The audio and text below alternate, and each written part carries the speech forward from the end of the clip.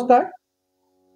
যোৱা 19 ছেপ্টেম্বৰ দিনাখন ছিংগাপুৰত অসমৰ সংগীত সূৰ্য সকলোৱে আমাৰ মৰমৰ বুকুৰ আমঠু অসমবাসীৰ হিয়াৰ মণি নয়নৰ মণি জুবিন গাৰ্গৰ যি ৰহস্যজনক মৃত্যু হ'ল, তাৰ পৰিপ্ৰেক্ষিততে আমি যোৱা 3 ছেপ্টেম্বৰৰ পৰা মাহজোৰা কাৰ্যসূচীৰে যি অভিৰুচি ক্ৰীড়া দিৱস আমি অনুষ্ঠিত কৰি আছিলোঁ।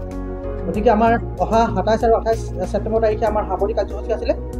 আমি সকলো কাৰ্যসূচী অহা 27 আৰু 28 ছেপ্টেম্বৰত অনুষ্ঠিত হ'ব লগা সকলো কাৰ্যসূচী আমি অৰ্জুন বঁটা বিজয়ী ভোগেশ্বৰ বৰুৱাৰ পৰামৰ্শ মতে আমি সকলো কাৰ্যসূচী আমি বাতিল কৰিছোঁ।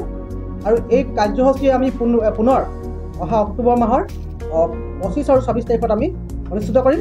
26 তাৰিখে আমাৰ বঁটা বিতৰণী আৰু মুকলি সভা হ'ব। 25 অক্টোবৰ দিনাখন শনিবাৰ, সেইদিনা পুৱা 5 বজাৰ পৰা মাৰাথন দৌৰ আৰু দুপৰীয়া 12 বজাৰ পৰা প্ৰীতিমূলক ফুটবল খেল আৰু প্ৰীতিমূলক মহিলাৰ ৰাগবী খেল আৰু ল'ৰাৰ ৰাগবী খেল অনুষ্ঠিত হ'ব। ইতিমধ্যে আমি ছাত্ৰ ছাত্ৰীসকলৰ মাজত বিভিন্ন বিষয়ত 100 মিটাৰ, 200 মিটাৰ, 400 মিটাৰ, 800 মিটাৰ আদি কৰি বিভিন্ন বিষয়ত আমি প্ৰতিযোগিতা অনুষ্ঠিত কৰিছোঁ। লগতে কবিতা আবৃত্তি, আকস্মিক বক্তৃতা, খোজ কঢ়া প্ৰতিযোগিতা আদি কৰি বিভিন্ন বিষয়ত আমি প্ৰতিযোগিতা অনুষ্ঠিত কৰিলোঁ। আৰু এতিয়া আমাৰ 26 অক্টোবৰ দিনাখন সেইদিনা পৰিব দেওবাৰ, পুৱা 9 বজাৰ পৰা চিত্ৰাংকন প্ৰতিযোগিতা আৰু মুকলি কুইজ, লগতে দুপৰীয়া 12 বজাৰ পৰা বঁটা বিতৰণী সভা আৰু মুকলি সভা। এই মুকলি সভাত আমাৰ কেইবাজনো বিশিষ্ট ব্যক্তিৰ আমাৰ কিতাপ উন্মোচন হ'ব।